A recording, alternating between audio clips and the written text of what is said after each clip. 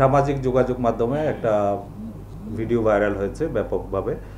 সেই ভিডিওতে আমরা দেখেছি একজন লোক রাস্তায় অবস্থান করা কিছু নারীদের প্রতি খুব বাজেভাবে আচরণ করছিলেন এবং এই নারীদেরকে শারীরিকভাবে তিনি হেনস্থা করেছিলেন।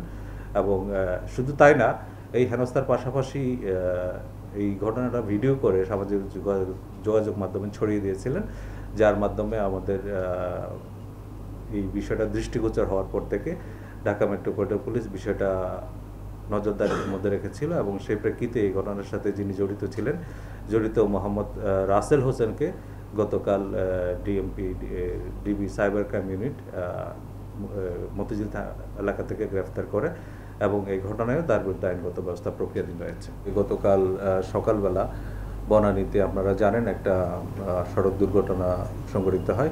এই ঘটনাস্থলেই একজন পোশাককর্মী নিহত হন এবং আরেকজন পোশাককর্মী গুরুতর আহত হন।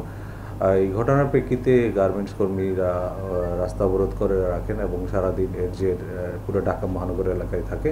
তার প্রেক্ষিতে আমরা যে দায়ী এই ড্রাইভার তাকে ধরার জন্য আমাদের নজরদারি অব্যাহত রাখি এবং এর সূত্র ধরে গত রাত 11ই মার্চ মধ্যরাতে তাকে ঢাকার কেরানীগঞ্জ থেকে গ্রেফতার করা হয় এবং সে তার যে ঘটনায় জড়িত থাকার কথা ইতিমধ্যে প্রাথমিকভাবে আমাদের কাছে স্বীকার করেছে এবং ঘটনায় এখনও মামলা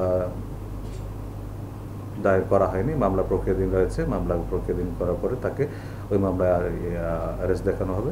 ইতিপূর্বে যে ঘটনাগুলো ঘটেছিল, ওই যে গার্মেন্টসের ওখানে যারা রাস্তা অবরোধ করে রেখেছিল কর্মীরা, তাদের যে কয়েকটা দাবি ছিল, তাদের অন্যতম প্রধান দাবি ছিল যে ঘটনায় জড়িত ট্রাক ড্রাইভারকে আটক করা এবং আমরা সেটা সফলতার সাথে সক্ষম হয়েছি এবং এই ক্ষেত্রে আমাদের যে ডিবি তারা যথেষ্ট মুনশিয়ানার পরিচয় দিয়েছে এবং তাদের এই কঠোর পরিশ্রমের মাধ্যমেই আমরা এই যে দায়ী ব্যক্তিটাকে আইনের আওতায় নিয়ে আসতে সক্ষম হয়েছি।